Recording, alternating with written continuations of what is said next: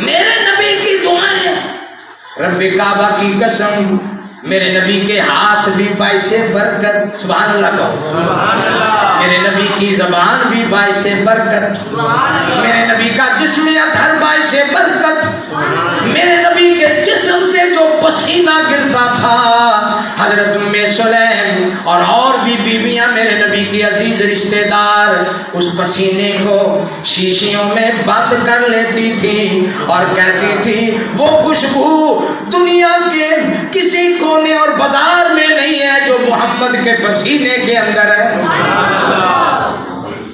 ہائے میرے نبی کی دعا، مجسمہ برکات میرے نبی کا جسم۔